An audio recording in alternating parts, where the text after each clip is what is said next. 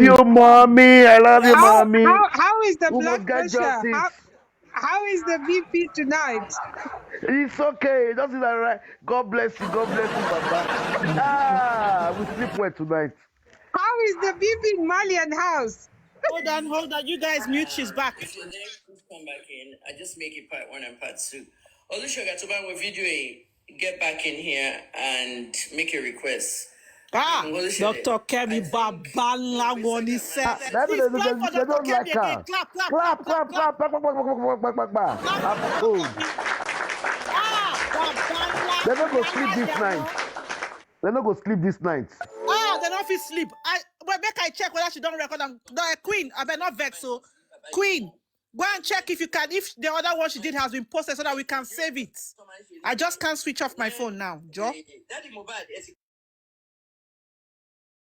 So the question I was asking you, Mr. Loba, was: were you aware that the autopsy was ready? You said you weren't aware that you found that at the inquest, the last week inquest.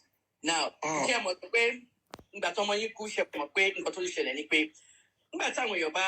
grief. The part of the grieving process is anytime Latima TV, Latima follow everything, and you go to grief, but they deal quite well. I wouldn't even be on social media for a long time, but it means of wins a pay. Nigbati or she autopsy Mohbad, Nigbati exhume Mohbad. Some body a judge, grave. Autopsy yet ready last 21st of September. Nigerian police they announced it. Already Benjamin Hunday announced it. The autopsy is ready. We're waiting for the toxicology test. More than 300 day money that would take 6 weeks. Only yes. So for one way toxicology test law abroad. Autopsy jadi. Autopsy jadi. One release. Mr. Loba Edge will police press conference. No. Share press conference, Loba.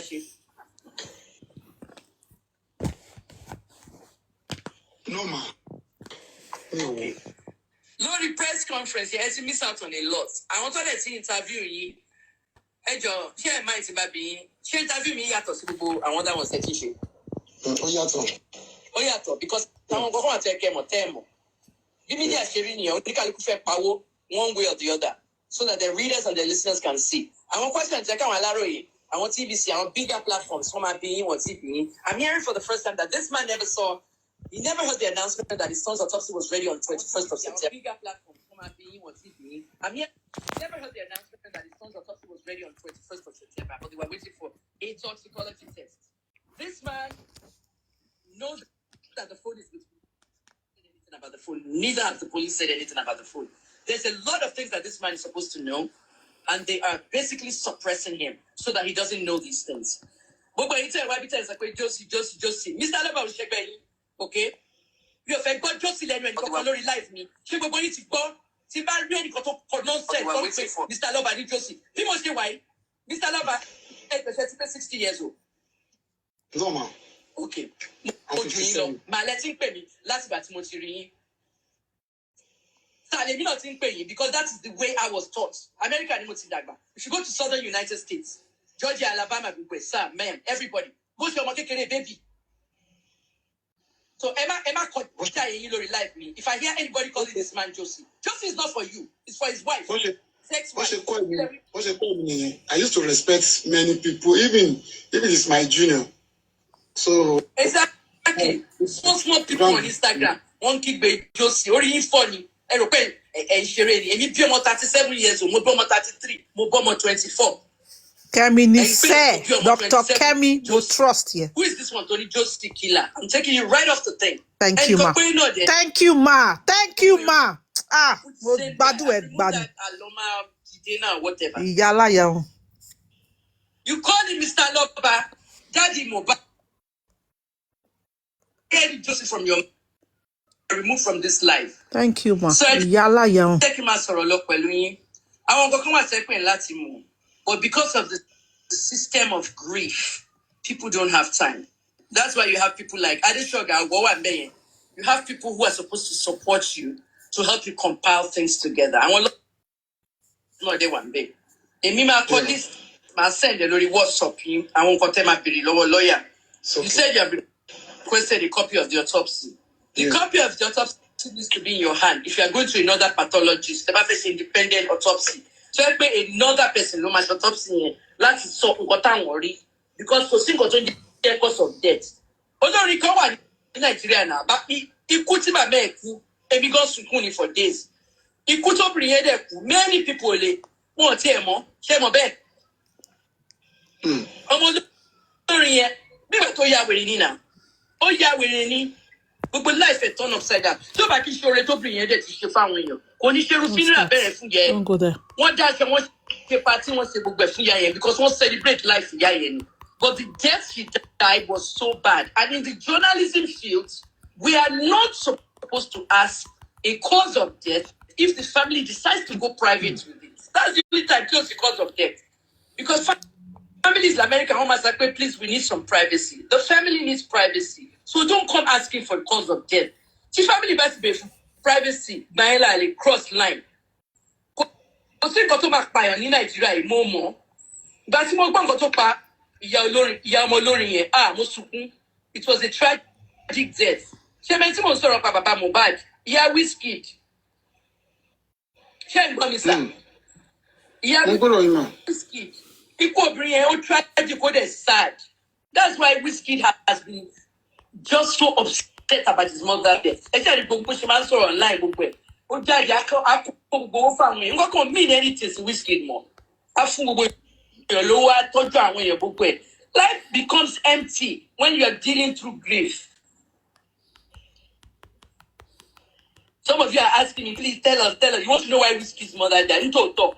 Not about talk for you, and Mama prevent journalists from talking. You need CFM or everything. But everybody has a cause of death. When Moshe gave you Wizkid example, yeah. Everybody the only cause of death. Nkolo pa everybody. Nkolo pa everybody. Tó bá sọ fún kẹ́ má jẹ nǹkan mọ́, kó máa pa yín ẹ máa ní cancer gbogbo ẹ̀. Kí ẹ máa ń sọ nǹkan ṣáà ló máa pa mí. I'm enjoying myself. Nǹkan ló máa pa mí, nǹkan ló máa pa mí. Àwa mú nǹkan tó pa Mohbad. Mr. Aloba, next question for you. Your ex-wife, Abosede, she said that at one time she said that you are not the biological father for Mohbad. Kí ló dé tó ṣe sọ ọ̀rọ̀ bẹ́ẹ̀? I'm not in the right position to answer that question. Okay, no problem. The way I'm looking at it, they want to hide something.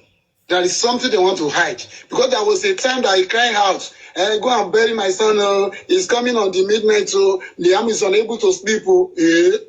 If Mohbad wants to come alive, I'm sure he will come and visit me.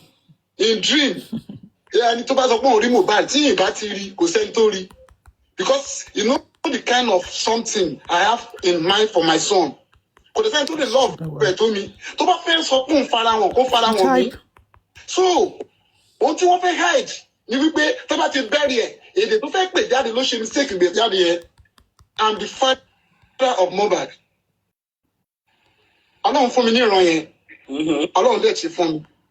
So, if it's about the Baba to bad look only so the you see that way, Baba, and you go claim me.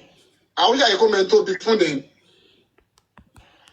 So, I've done my own private DNA test. So, on Talorian. So, I come to bury it. On your version, we pay, DNA to baby here. One, this of way, the right person. On a garu, but I don't tell me about few years. I must not bury him until when the DNA is done. So, me on the postpone that. We have to fight the fight now. Why am I postponing? Second do do me wani. Kibo ngo ti bàjẹ́. Ko se wa gbomo lọ́wọ́ mi. Omo to pe tan mo be fún o ti pe tan ni dire wa. Hello ma. Mr. Aloba, mo ní question kan fún yín. Yes ma. Ṣé rí question tí mo fẹ́ béèrè lọ́wọ́ yín sìn. question you were very delicate. Mo de ma bi because then she man be question e. Mo se face omi sore yen tí mo sọ fún pé o fẹ́ run for governor Osun State. Ta ló pa Bọ́lá Ìgè governor state tèmi. That's how you do an interview when you get direct answers.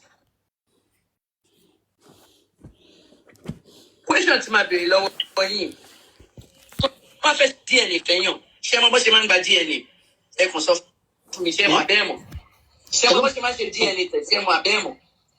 Mo ṣe mà. Báwo lẹ ṣe mọ̀ bó ṣe ń gba DNA? Wọ́n máa gba sample lára bébí. Láti bo. Wọ́n lè mú itọ́ ẹnu ẹ̀. Yes. So wọ́n dẹ̀ lọ wo ti body tó wà nílẹ̀.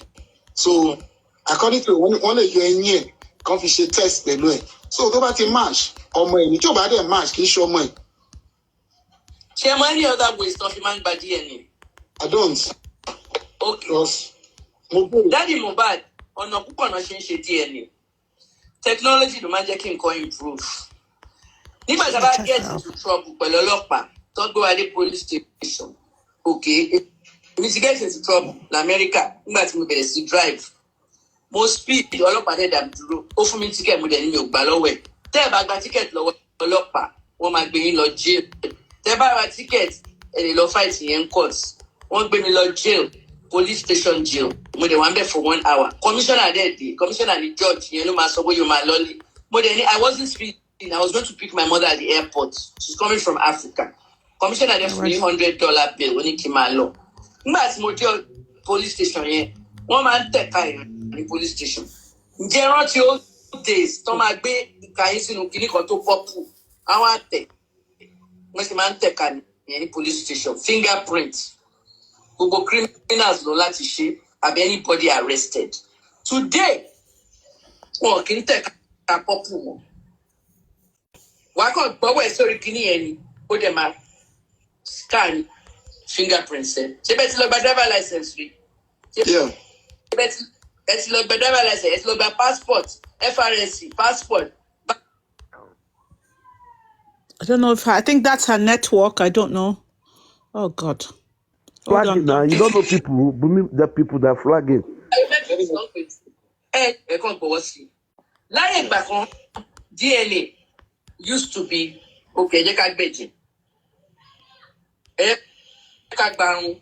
Nígbà tí mo wà ní bó ni mo wà náà, nígbà tí mo wà ní Baltimore, kí n tó move lọ sí Atlanta.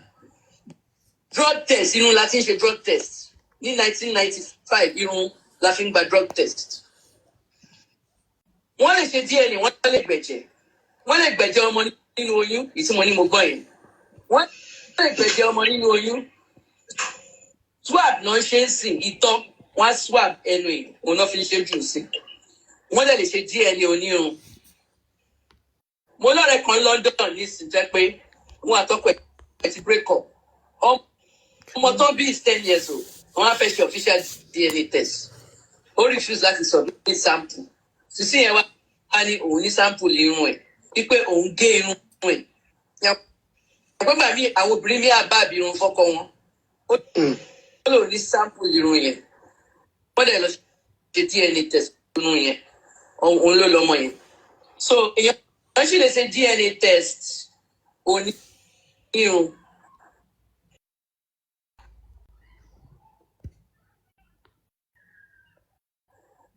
I don't know. I think her network is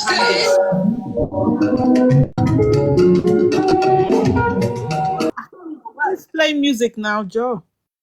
Ṣé wọ́n ṣètò orí Mohbad ní ilé lo DNA test onírun? Nígbà tí mo gbọ́ pé ti ṣèbò orí Mohbad, èmi ò gbọ́ bí tó ti ṣèbò orí òkú o.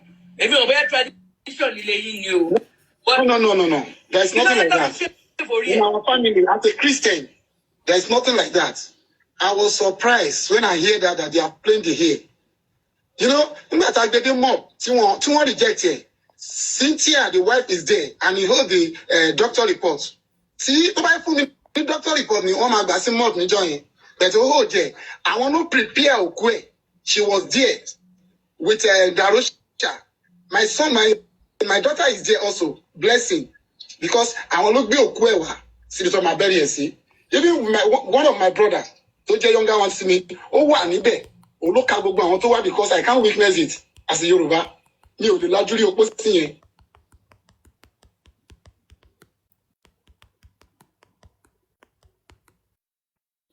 Sorry. But mo kàn ń rí ní internet and mo dẹ̀ wá ń gbọ́ ní mob jí wọn tó wà àwọn tí mo rán lọ ni wọ́n sọ pé kò sínú lórí ẹ̀ bóyá àwọn àfáà ni o ló wá fáwọn orí ẹ̀ o I don't know. Those are the areas tí mo fẹ́ kí àwọn tó wà nínú ilé yẹn àwọn tó prepare òkú yẹn kọ́ fi tó mi létí pókè ní nǹkan tí a ṣe rèé. Gbàdé mi kọ́kọ́ Ní ti ta fi fá orí ẹ̀ ní. Gbàdé mi kọ́kọ́ gbọ́, mo ní bóyá wọ́n fá orí ọmọ yẹn to avoid a DNA test so that they won't get a hair sample. But on other areas where that is a DNA test, Lara. That's what I thought. So, mi ò mọ̀ wọ́n fá orí ẹ̀ o. Later mo ṣe ń gbọ́ o. Àwọn tó wà ń bẹ̀ ló yẹ kó sọ fún mi o. Gbogbo wọn ti dìkan náà o. Wọ́n ti wà nínú ẹgbẹ́ òkùnkùn o. Wọ́n ti dìmọ̀ mọ́ra wọn o. Mi ò gbọ́ nǹkan kan mọ́ o. Mi ò gbọ́ nǹkan kan mọ́ o. Nígbà tí wọ́n ṣe autopsy yẹn, were you there? Yeah, my representative, I sent my daughter there. But ẹ̀yin fúnra yín ò wà ń bẹ̀. Mi ò lè sí ń bẹ̀. Mi ò lè witness ẹ̀ mà. I know you can't. It's difficult. Ẹ jọ̀ọ́, Mr. Loba, ṣé ẹ̀ ń tẹ ẹran lọ? Did she not notice anything unusual? According to her, wọ́n ní wọ́n ṣe lójú òun dẹ̀ ti kúrò bẹ́ẹ̀ wọ́n dẹ̀ fún ní form ta fill pé in case ta bá need the body so a lè lọ gbé so I collect the form from her so that's the only thing tó sọ fún mi and since then ọmọ yẹn gan bá mi sọ̀rọ̀ and I don't know the reason. Now, any concern message similar to Dubai, any Nigerian, only last but tí Wunmi ti lóyún náà ti suspect Pelumi ló lọ́mọ. Wọ́n náà take DNA test in vitro nínú oyún, wọ́n dẹ̀ send it to be tested in Dubai. I don't know how the test got to Dubai. Nobody must ask me. It's the same way the government said they send their own to America. Àwọn á ní pé Sam Larry ló lọ́mọ. Èmi bá tweet ipe Wunmi ṣé Sam Larry Wunmi has slept with everybody in the house after the NDLE episode. One claim pé òun ló snitch. One that's as a ritualistic thing. She has to have sex with everybody in the house. I don't know how true that is. Starboy said that thing. Sharing what is Sam Larry kò padà sí mi. Àbí kí n sọ fún yín nǹkan tó sọ. Sam Larry kọ lórí Instagram story. Èmi ló ń bá sọ̀rọ̀. Ó ní Mommy wo ló tún wà? Èmi ni mo dẹ̀ sọ. Mommy, I don't have any child with Wunmi o. I have my own children at home. Mo lọ́mọ tèmi o. Èmi kọ́ ni bàbá Liam o. Sam Larry. Okay, àti ìgbọ́ Sam Larry. Ẹ ká ṣe second DNA test now. Ẹ gbọ́dọ̀ release any funds to that woman. There's something about that woman and the DNA issue. I couldn't go further. Actually, ni mo ti mọ̀ pé kíní ó wà around ọmọ yẹn. Now, èmi wá gbọ́ pé nǹkan tó ti ń jà ń pa yẹn ó ti ń wà nínú mọ́tò after the concert. They were fighting over the paternity. So I'm in the right track.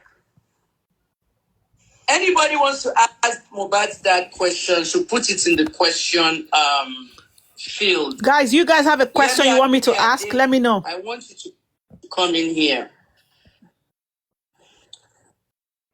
I want to ask you a question, sir, about the autopsy because I saw your sister saying Talogumo bed long. But we parí autopsy Mohbad on 21st of September. Tolo ti ready and 100 day another. I don't even know what to ask. Mr. Loba, ṣé gbọ́ anything about àwọn journalists kan rí autopsy? Yes. Did you hear about that? Mi ò gbọ́ nǹkan kan nípa wọn. Okay. Èmi pẹ̀lú àwọn journalists yẹn. Tẹ́lẹ̀ ọkọ ti sọ fún pé laceration wà lọ́rùn Mohbad. Mi ò gbọ́ mi mọ tó ń jẹ́ bẹ́ẹ̀. Yeah, Baba. Okay. First of all, kí n tó sọ nǹkan tó ń jẹ́ laceration fún yín. Mr. Alábàṣẹ ti rí bọ́ọ̀dì ọmọ yín. Mọ́mí, mi ò lè rí báyìí, but àwọn mẹ́rin tí mo ní kó lọ bá mi wò ó, mo padà rí ojú àwọn mẹ́rẹ̀ẹ̀rin yẹn. Mo ń rí nǹkan tí àwọn yẹn rí lójú wọn. Kò sígbà tí màá ní kó lọ bá mi wò ó. So tí really fojú yín rí, and these are things we don't do in Yoruba land. Tí fojú yín rí bọ́ọ̀dì ọmọ yín láti ọ̀sẹ̀ ìtumẹ̀. Àtọ̀, mo ti lọ visit ẹ̀ ní mọ́ọ̀mù yẹn tó ẹ̀mẹ́ta. Mo kàn máa ní káwọn mẹ́rin lọ bá mi wò ó. Bẹ̀tí bá ti rí àwọn mẹ́rin yẹn, ojú wọn mo ti máa ń rí sign pé wọ́n ní laceration wà lọ́rùn Mohbad. Laceration náà ń pè ní pé wọ́n gúnyàn ní bíbá. Wọ́n Sọ̀rọ̀ sókè, màmá. wà ní Mohbad. Sísá yín tán lu agogo yẹn. She also said ta ló gún Mohbad. She said that. Was Mohbad stabbed by somebody? Was a fight in the house where somebody threw a bottle or a broken bottle? There are so many versions of what we're hearing here. But Mohbad's death was not ordinary. It's a cover-up. It's a homicide, and the police has mismanaged the case. Where in May 9th, police wọ́n reopen case wọ́n á pe Darusha wọ́n ní pé kó wá sọ̀rọ̀ nípa bó ń ṣe ẹ̀ ń bá Mohbad ṣe gbọ́n pa ẹ̀yẹ sà. Èmi ni mo petition Darusha. Ilé petition. Ìgbà tó máa bẹ̀ sí narrate another story. Let me type that question. Yes, so wọ́n á kí Instagram mi pé àdúrà ló lọ gbé yọ̀ sí láyà. So they change the narrative. Now, and I said to the police, even tó bá jẹ́ pé ìyá mi ló pa mí lọ́mọ, kó face penalty. I don't want to listen to anybody because they have combined. I don't know the kind of secret something they have. There's nothing like leaking out. Baba, thank you. Thank you, Baba mi. Ó pẹ̀lú nǹkan tó fún mi lórí pé abáwọn ní 15 people ṣe máa wà ní tí ò sẹ́ni tó sọ pé nǹkan báyìí ló ṣe é. Now, wọ́n bí ọmọ sórí ọ̀kadà. Almost 15 people. No feed. 15 people no wà ní ìdílé mọ́ tó pa Mohbad. Yes. Wọ́n dé mẹ́tò pa Mohbad. Ọ̀pọ̀lọpọ̀ tó lè sọ̀rọ̀ síta, ta ló ẹ̀ bá wọn. If I didn't witness that day, tí n bá lọ, kò sí ẹni tó máa gbọ́n kankan. Kò sí ẹni tó máa gbọ́n kankan. Baba ti fàjà. Can you write that when Papa Mohbad went to the house, he saw many celebrities in the house? Journalists saw that autopsy and it leaked. Okay. And they said Mohbad had a laceration to his neck. At that point, Yemi said, she wanted test DNA in the neck here, and he coughing go gun. Baba already answered that. I don't know what to add. But Mohbad, ikú tí Mohbad kú kì í ṣe kú injury ọwọ́ kọ̀ọ̀kan. Wọ́n pa ni o. And if it was an accident, we need to know. Because there are people who will commit accidents and they end up murdering somebody.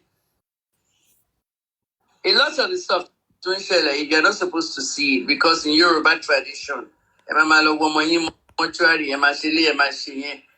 next move, you see LFSA independence autopsy for Mohbad. Yes. And DNA. Baba, answer how much? Whether Kemi want to give you money, job. Ohun tí mò ń tọ́ka sí, tí bàtà bá ti dúró lójú kan, ó ṣe tán tó fẹ́ ya ni. DNA. Okay. Wọ́n fẹ́ fi DNA. Wọ́n fẹ́ gbowó lọ́wọ́ Malian music. Wọ́n dẹ̀ fẹ́ gbowó lọ́wọ́ modernization music. You know, ẹ can be I might need lawyers. There are so many lawyers. There are private lawyers. I've informed my lawyer. Yes, I even. Baba, Jeka for more lawyers, don't throw long. This time now, to invite all the lawyers that wanted to help me. Because I'm just... Thank you, Baba. Thank you. Sorosoke, Baba, Sorosoke. Sorosoke. Today is the best day. Information documents on everything that belongs to him. we don't know tomorrow. Now, Mori Eba Bukky Jesse show. I will get to Bukky Jesse in a minute. One day she go fund me. A ferry is over for legal fees, right? She go fund me. Yes, ma'am. Ibody let to think Oh no, I can feel go for body, call the cash me. But some of these lawyers are not going to be free. Our lawyer Yes. free. Yeah, you think that go for me? Yes. Court. Because I want mobile she were Naira Marley, I want Koshima Wambe, I didn't have access to that. I didn't have access to that. So that is why I'm begging the whole world to support me on concerning that GoFundMe. Ooh, Baba. Yes, ma'am. Oluwa Sugar. Baba, leave GoFundMe first. Let me talk. Send me GoFundMe at the account number. Okay, good. Okay, good. That's better. Okay. Then see what's up for me sing. So as I show you, Mama edit interview the first part and the second part. See little bits and pieces. YouTube, I don't come out YouTube, I don't come out Twitter, where. So thank you, Auntie Kemi. Yes, so thank you, ma. Let me see. I don't hold them now. They kiss them. They rub them. Thank you, ma. Pro bono for you. See my bed. But boy, pro bono. All human rights lawyer, no man fetch pro bono. But this time to need other lawyers, especially like I said, the probate lawyers. Probate lawyers are there to represent an estate. The estate of Mohbad should really be in your hands now, because for someone who come baby so to ba je DNA to go Mohbad ko lo lomo, end of story. Take Mohbad lo lomo. Nobody might get some of that money to trust fund. And some of the money is to one there. See Naira for family members, okay? Only daddy go by you, but only to need everybody in the probate court. So I'm a probate court, probate lawyer, daddy over there in book way. So send me Nikini Oluwa Sugar. Send me go for me account for every avenue that one dawo for you. Mabai promote under the documentary, under the everything. Thank you. Mama ko article concern from music magazines to make awareness Mohbad high, because I want to pay DNA, don't pay autopsy abroad. What share I want you, because abroad you call they need they need to trade. Thank you. And there are two things I'm looking at right now. Mr. Lobache, we teba lo si America. Teba lo she test l'America. Igba mi won ni fun yin ni test here because of privacy laws. So America need privacy laws. Nje mo sa, se n gbo mi. Mr. Aloba, America need privacy laws. In other words, are you the one that did the Mohbad toxicology? We need to know your name, blah, blah, blah. Privacy laws, immediately feel that that's part of the cover-up, in my own opinion. And that's why they said they took it to America. If I ask them, where's the lab they took it to? They can't give us that information. They can't give us that name. So this is why the American media needs to be aware, okay, of this. Go fund me at Baba's account. Esha send the see me. Abayi Polowe. Facebook me is reaching 5 million, 600 and something thousand. Low and but reach me high on Abayi Polowe. I want Facebook got to what be by. You know, bloggers are here to cut and join the story to insult this man. If Unaya, don't worry about them. Brekete is different. I'm not working with any media outfit. This is my own media outlet. I have my own. Mama. And I wanted to interview Mr. Aloba because I needed to hear the pain of what he's going through. To know that this man has not even seen Mohbad's body, it really hurts me. He hasn't seen Mohbad's body since Mohbad was exhumed. And he won't give up until we have a cause of death. With Sylvester Romani, we had a cause of death, pneumonia, which was secondary to sepsis and everything else. Okay, but Talo neglected, Babe no Soko neglected. Ele yato, Talo pa Mohbad. Talo pa Mohbad. Lokpa oti mu phone lowo Wunmi. Mr. Aloba, Akinio de ti Olokpa oti gba phone lowo. Ask a question. So pa Olokpa nko lo on the phone. Can Wọ́n we mi ṣọ́ ń gbọ́ mi. petition? Mo ṣọ́ òun wo program yìí. Okay, sister, don't pè Karimo tó pè mí yẹn. Mr. Lọ́ba Karimo pè mí nígbà tí kìíní ìṣẹ̀ṣẹ̀ ṣẹlẹ̀. Ó pè mí lórí Nigerian line. Ó bẹ̀rẹ̀ sí ṣe pé mo gbé pé yẹn right back to her. Kí ni Karimo sọ fún yín? Ṣó bá yín sọ̀rọ̀? Wọ́n bẹ̀ yín pé òun sorry. A rí nǹkan tó post. Ó post fún sorry, but sorry yẹn ò acceptable. Thank you, Baba. Mi ò bá sọ̀rọ̀ mi láyé mi. Mi ò rí rí, mi ò gbóhùn ẹ̀ rí, mi ò mọ̀ rí. Okay, Baba. And he was framed a lot of lies against me. Against me. Thank you, Baba. Ọlọ́run máa dá fún o. Àdàbí tó bá yẹ pé mo mọ̀ rí, àbàbí tó bá tẹ̀ bá mi sọ̀rọ̀ rí. Mi ò rí irú irọ́ bẹ́ẹ̀ rí láyé mi. I was unable to go out. Ebi dẹ̀ pa mi mo lè jáde síta. Thank you. Can you write they arrest most bloggers? Can you write it? The bloggers they arrest. They're still on this thing. Please write it. Now, wọ́n tún ti fọ́ọ̀mù another one sí. Wọ́n lè mi ni mo ra pósí, èmi ni mo ṣe ọ̀run ẹ̀ sínú pósí. Now, wọ́n ní mi ò tiẹ̀ gbé ya mob rárá. Ṣebí déètì tí a gbé wọ mob ó wà níbẹ̀. Ṣebí wọ́n dẹ̀ máa ní kámẹ́rà ní General Hospital. Ẹni tó bá fẹ́ parọ́ ló wọ́n sọ pé lẹ́ẹ̀rí òun wà lọ́rùn náà. Gbogbo tí mò ń sọ ló ní dé. Ẹ jẹ́ kí n wá bí nípa mọ́ọ̀gì yẹn, Mr. Loba. My own investigation showed that what they did to your son. One in Mama Wumi is a former police officer. And he can't Ajah police station. Money Arifa and West to Egbami. Very instrumental to what changed in Ajah. Because one lawyer Obioniko, one innocent man. The two deaths, I was one of the community leaders that spoke out highly with the police on these. So we agree with the police that they switch everybody out of Ajah. One change the entire Ajah police station. Punch a story, investigation, where sachet alcohol during work hours. And one trigger happen, one shoot kill. So, Montikuro Nigeria, but one Iya Wumi ni influence with that police report thing. They did not want to give you a police report because one fake loss fast. In order to cover up our medication. Ní sórí rẹ̀. Let me find an investigation. Oní dá fún yálà ńlá tó bí ẹ. She will say she's with me there. It is because they did not want you to know the cocktail of drugs don't you rig Mohbad with. Wọ́n lè gbọ́mọ yẹn lọ síbi kan lọ sí lálẹ́. Àwọn tó dẹ̀ wà ní neighborhood yẹn lè sí lálẹ́ kẹ́ padà wá láàárọ̀. They wanted to bury the cocktail of drugs. Hello, ma. Darusha is the one that called the ambulance on that night. When he called the ambulance, we make arrangements. Okay, you are going to mob, which is Ikorodu mortuary. Now, nígbà tí ambulance dé Ikorodu mortuary, ó jẹ́ ká mọ̀ wípé ibi tí nígbà tí wọ́n gba bọ́dì lọ́wọ́ wa.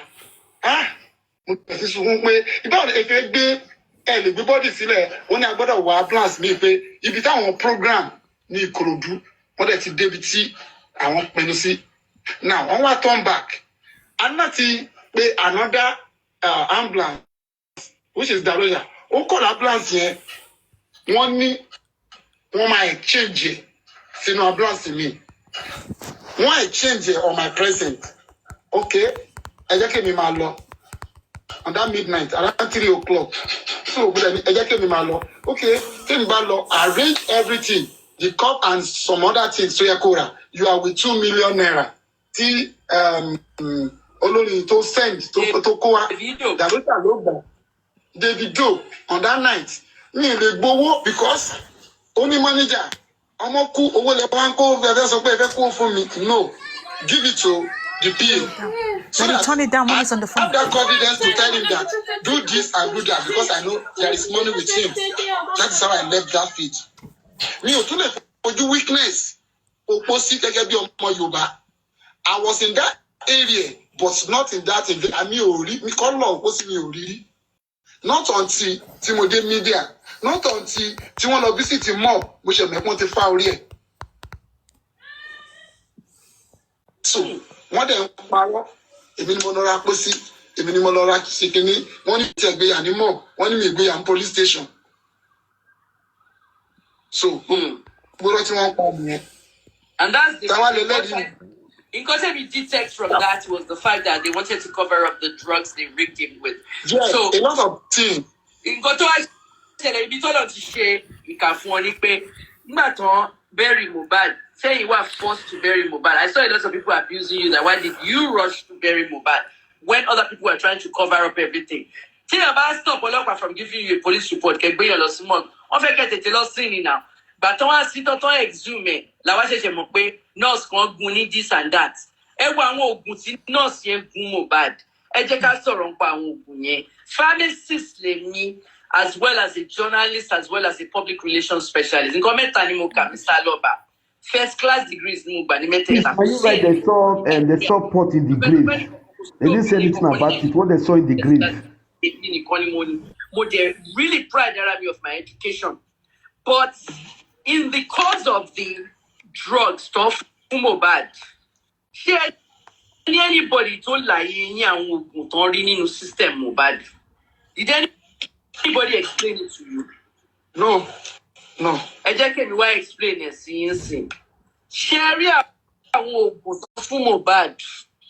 Woman teach in one small media school, journalism school. Mo fi kọ́ àwọn students mi mo dẹ̀ máa pull it out and sing.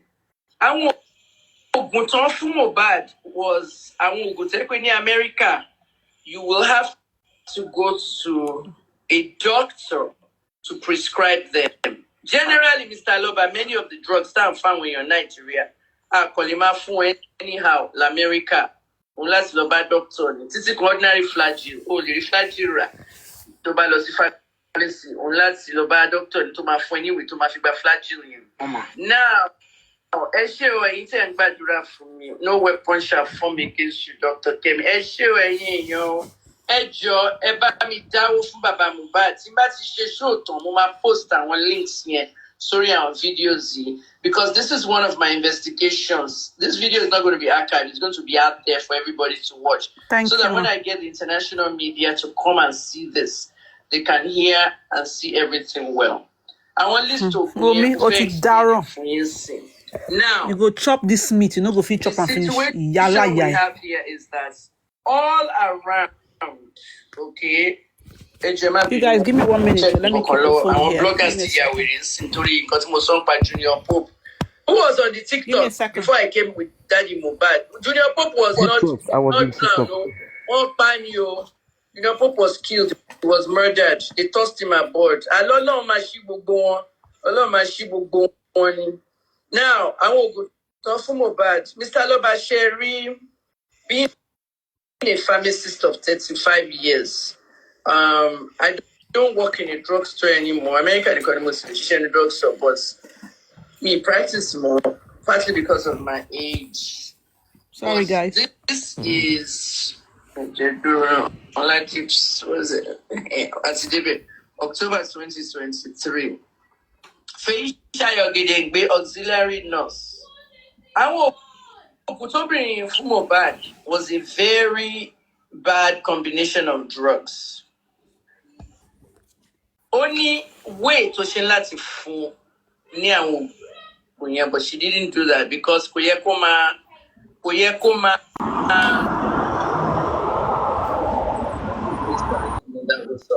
she's not supposed to be doing this on her own.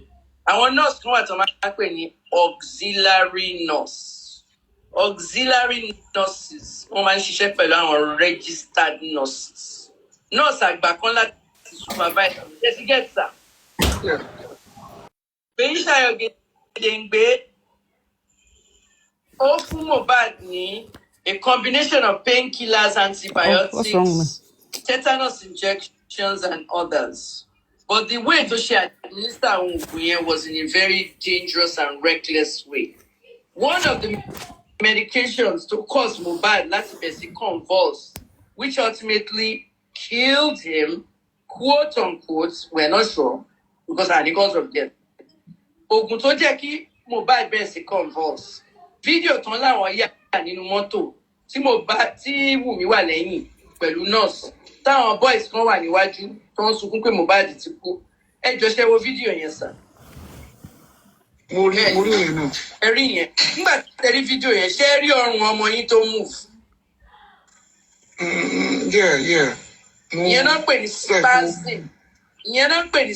spasm. Nígbà tọ́rùn ẹ̀ move, tí spasm show, àwọn ò mọ̀ pé spasm yẹn máa jò. Kí náà ṣe wọ́n stop camera? Ṣé notice wọ́n stop camera? Yeah. Okay. Torí wọn ò mọ̀ pé ó ti kú tán, wọ́n ti pa ó, wọn ò mọ̀ pé ó ti kú tán, ó wá ní spasm, wọ́n sáré cut camera. Àwọn ọmọ mẹ́ta tó wà nínú mọ́tò yẹn, they still need to be arrested. They all still need to be arrested. Everybody in the house. Mohbad was tipsy and hyperactive. He wanted to go into the crowd after the concert. Prime Boy tried to stop him and Mohbad smashed his hands into a Jeep window, bleeding profusely.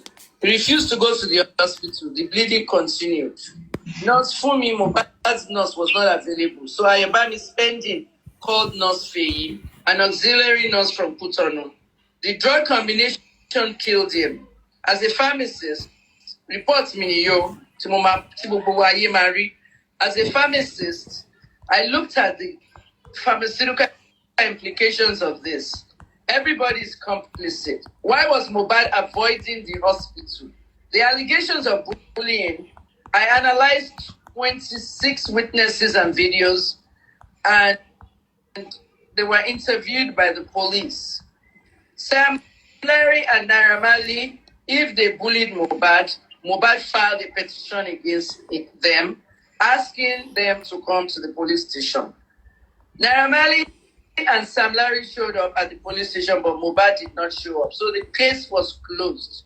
Mohbad probably did not show up because he was scared. Whatever the case is, after Mohbad died, people brought out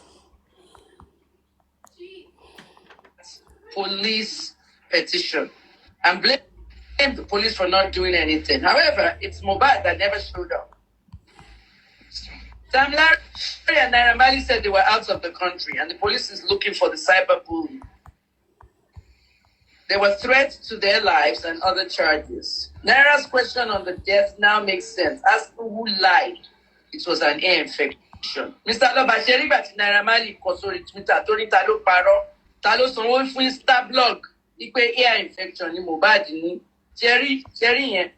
Yeah, mo gbọ́ yẹn. Okay. So now it's not an ear infection. That was a hand infection. The NDLEA is also being investigated by the police to see if they are complicit based on his video during the NDLEA arrests. Mr. Ogedengbe is still in custody, and the mistake she made was she worked on her own instead of being with the registered nurse. Wumi approved of her.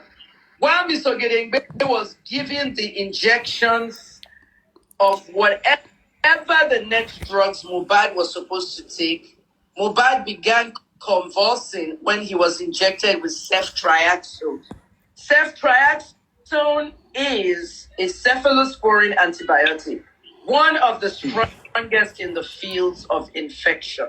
Mohbad reacted to the ceftriaxone and started convulsing.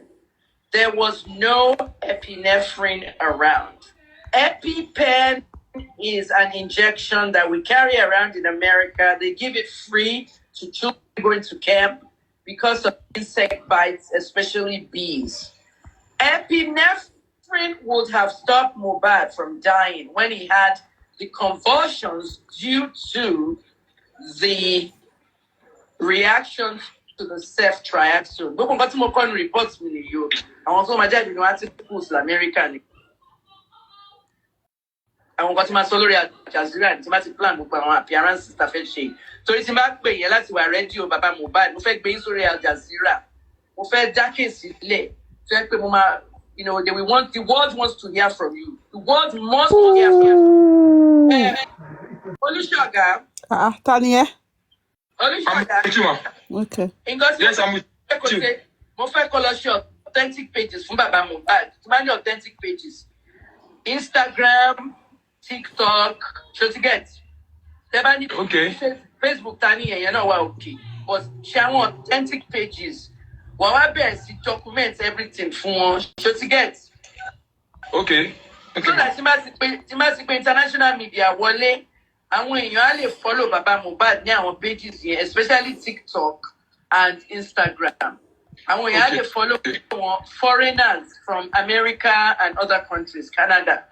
They will be able to, so tó bá ti dé page yẹn, àwọn kìí tí máa kó fún ẹ̀, gbogbo àwọn tweets àtàwọn nǹkan tí mo cover ẹ̀, you will be able to put these things out. Káwọn èèyàn rí. You know what I mean? The more it gets back with international realm, the more táwọn èèyàn máa dáwó. Àwọn ọmọ tó lọ ṣe EndSARS, tó lọ gbé EndSARS wọ títì. Nígbà táwa ti lọ bẹ àwọn ọlọ́pàá pé ká agree lórí 5 for 5. Wọ́n lọ monetize EndSARS, wọ́n gbé lórí títì gbogbo ẹ̀dì riot gbogbo ẹ̀. Twitter ló bá wọn polówó account number wọn àti Bitcoin wọn, wọ́n pawó. So donation then why? You will get more people around the world who are sympathetic to the death of this boy. Àwọn abroad people are there donate for you. So lo authenticate àwọn pages yìí, send our links here. You send the real handles to me. Okay, the real handles of Mohbad's father. Is he on Twitter? Is he on X? Not yet. But he X account for Daddy Mohbad because Timba say X account for Daddy Mohbad because Timba Timba fẹ́ Twitter space. Tí mo fẹ́ gbé Daddy Mohbad wọlé ó máa viral o. So to get. On Twitter space. Yes, I know that. Ó máa viral o. Àwọn pàṣẹ pé Twitter náà ń gbé wọn jáde ní Twitter rí. Wọn like Instagram, wọn like ilé, wọn like ìyẹn. That kind of stuff. So, CP Owonha, a police commissioner that was trained in Israel, Nigeria, America, Europe, disappointed the case by retiring. It's a common practice for commissioner for police in Lagos State to suddenly retire in the middle of a high-profile case. People threatened me. They posted my phone number and my address during the Oromoni case, and CP Odumosu did nothing. He retired. Owonha has also retired. Miss Feisha Ogedengbe, the auxiliary nurse, was contacted by Mohbad's friend Spending. She is the one that was possibly responsible for Mohbad's death by injecting him with a bad combination of drugs. However, we're not sure at this time until we're not sure at this time until the autopsy shows what came out in the toxicology. Prime Boy got into an altercation with Mohbad after the concert and passed out.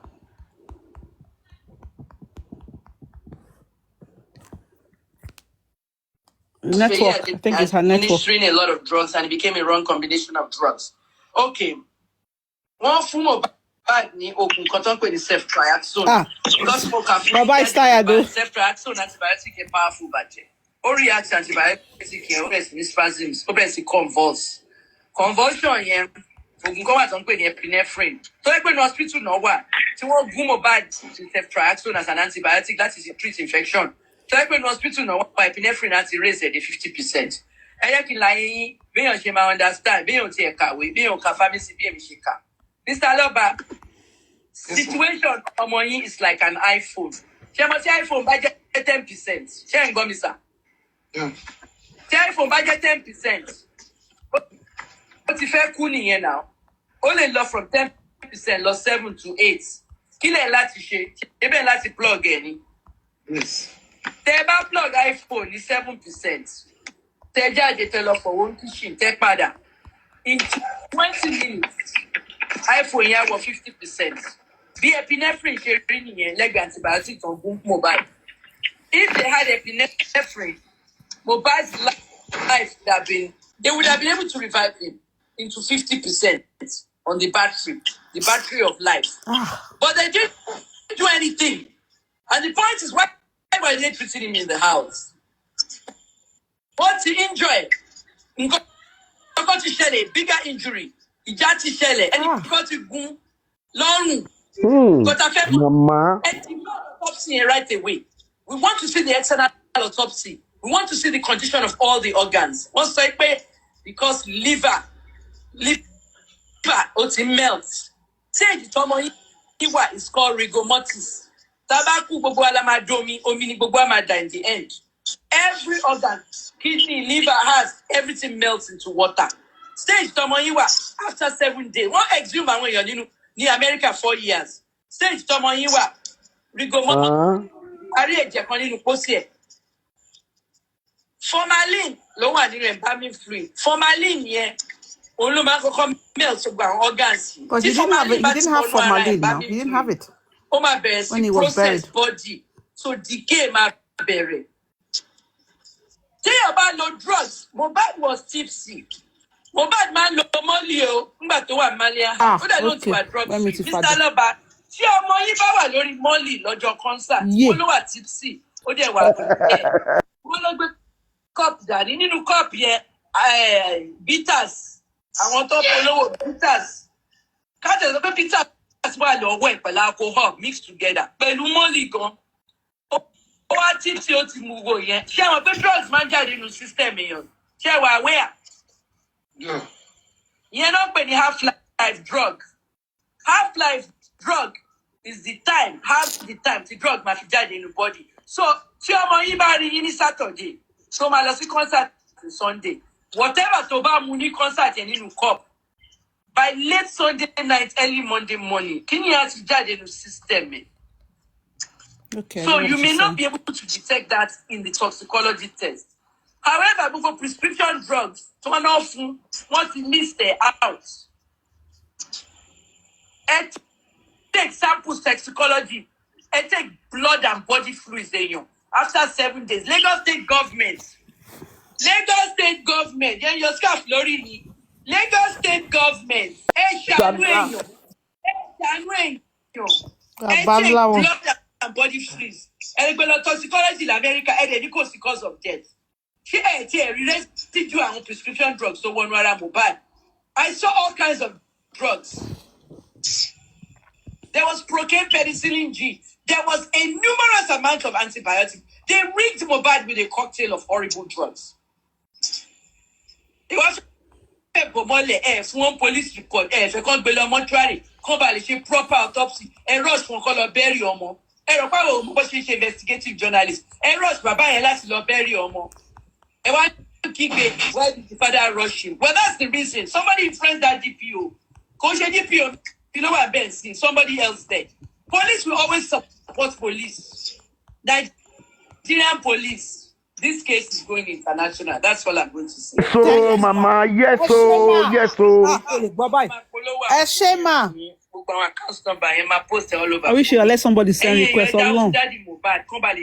Because they're going to need an independent autopsy. An independent autopsy. Let me ask her to recommend one now. Pathology school Nigeria. Daddy Mohbad, our good pathologists one in Nigeria. UCH.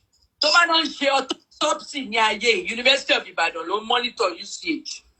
Gbogbo èèyàn tó bá kú ní Ìbàdàn, tó bá ti gbé wọn lọ UCH, tó bá ti kú tán University of Ibadan Anatomy Department. Láti ìgbà tí mo ti kéré, mo ti máa ń rìn bọ̀ láti school. Tá máa kọjá lẹ́gbẹ̀ẹ́ anatomy, tá máa rí òkú lórí table tó ń ṣe autopsy fẹ́rí kan bẹ̀. University of Lagos, they have good pathologists there. There is a cover-up. There is a cover-up. Bọ́lọ́pàá ṣe cover-up fún TB Joshua nìyẹn. Gbogbo ilẹ̀ wa rí sí lórí BBC. Thank you, babe.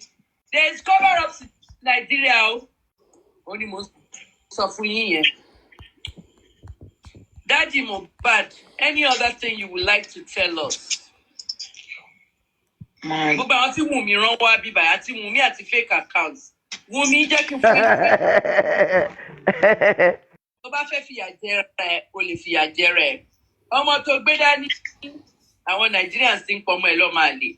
Proof ọmọ ẹ̀ fi ṣọ́ máa lè lọ ṣe DNA test. Okay, ìwọ ló red flag tó ń jà nítorí DNA ọmọ ẹ̀. Ìwọ ló ń jà nítorí DNA ọmọ ẹ̀ pẹ̀lú Mohbad. Argument DNA ló tún gbé yín wọnú ilé kí lẹ ṣe. Ta ló gún Mohbad lọ́rùn? Kí ló ṣẹlẹ̀ sí Mohbad? Wùmí, go to the police and confess. Wùmí, yálà. Oh, yes, so, Mama. Yálà, yeah. Whatever happens, one witness to a point interview. Ọlọ́pàá sọ fún pé mẹ́ta làwọn interview ẹ̀. See, Baba, look at Baba opening his mouth. Baba is shocked. They need to interview you more. Oh, Baba, bye. They need to bring you in and you need to talk. Baba is surprised. Wunmi gbé phone Mohbad fún Baba Mohbad. Gbé phone Mohbad fún Baba Mohbad. Post no debit wà lórí account Mohbad. Wait, so Lide is here, correct? Mobile app. But àwọn kọ́kọ́ wà lórí phone. Tí ayé gbọ́ o. Tí Mohbad sọ pé tí kọ́kọ́ bá ṣe ohun tó bá pa òun, gbogbo owó lẹ ti yá lọ́wọ́ ẹ̀ dá padà. Let me not send request. Predicted his own death. Wait, you can pick you now, friend. Just try. Man is frustrated. No, nobody has sent it. Blasphemy. Send, let me pick you. In TikTok, you pick us today in TikTok. Yeah, but what question do we want to ask her first? You understand? I know it can be very difficult, but this man has Tell me what to ask her, then I'll send the question. Since they exhumed it, because it's not normal. Nobody does it. Okay, let me see. I've sent request. Let me see. Send request. You can answer many questions. Keep talking. Keep talking. If I send request, I'll have to pause this one. No? I'll have to. If she answers, I'll let anything quiet. You have to keep talking. I trust you. Because you won't get justice if you stop talking. Yes, ma. Then support Wunmi. Wunmi has done many things that is unusual. If it's the wife of Mohbad, it's supposed to talk to the police more about this case. He's supposed to talk to the police about the paternity of his son. The police didn't do their work well because the Nigerian police. Yeah, exactly. Possible causes. Check what Wahab Shitu saw. Daddy Mohbad, check what Wahab Shitu saw in the courtroom. Yeah. From the minute the father not to take case in other side of Wunmi, but to suffer when the father is going to botch the case. But most of our number one, when he come back from inside the country. You nonsense when you our journalists not that. I wish you can pick you. Abio. Yeah, we trace you. I will just journalists courtroom.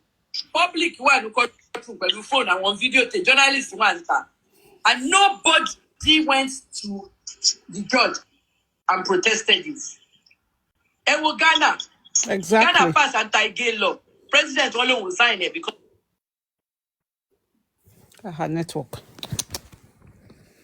Their flag in Bumi gang. Yeah, I want weary. Yala yawa. One journalist, all of the Supreme Court Ghana, all of file against Parliament. If anti-gay law is against human rights, when they put Google on hold, one journalist in here, when they find out who the person is, okay, it's a gay. Who can decide like the power of media. Nigerian journalists, shame on you. Then the protests in Cotton Shelley. Meanwhile, an excellent autopsy information leaked to some journalists, and I was one of them, that Mohbad has a line, a laceration. People don't do. People don't do long. Why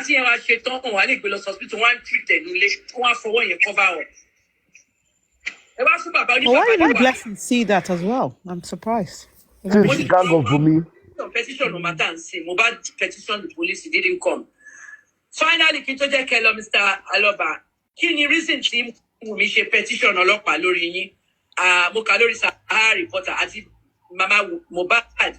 Wọ́n ní ẹ̀yin rán àwọn èèyàn láti máa tẹ̀lé wọn. Ẹ̀yin dẹ̀ fẹ́ pa wọ́n. Báwo lẹ ṣe máa explain yẹn sí wa? So for the people that don't understand Yoruba, Wunmi said Mohbad's father sent strange men. Same with the mother, Mohbad's mother. He has sent strange men to be following us. They want to kill me and Liam. They want to kill us. They want to. Daddy Mohbad, please explain. Yeah, for me, I'm not trying to kill anybody. At the same time, if they have the evidence, they should bring it out. There was a day she called me. I was at the mountain then. Even I recorded her, the way she was talking to me, threatening me that, hey, if anything happened to Liam. So everybody hear that. So you can bring your own evidence for people to see whether I'm bullying. I love her. I love every one of them. But if they can come out and tell me this is what caused the death of Mohbad. And Oh. the DNA test. Yeah, good man. You're still my friend. Baba ma So, sobe I did not bully anybody. I did not send anybody to anyone. I'm saying it boldly. I didn't send anybody. Baba Wumi kò ṣe friend yẹ o láyé tó láíláí yálà ya wọn. No, Wait. nobody. Right Everybody here. work for his own. Yeah. So when I'm hearing the name of my son through them, I am. What is life Titan? Leave me alone. Who is this really? We started hearing justice for Mohbad. Sorry. We started from the 12th of September. Sorry. Life just went off. I think 1 hour has come again. You know when it gets to 1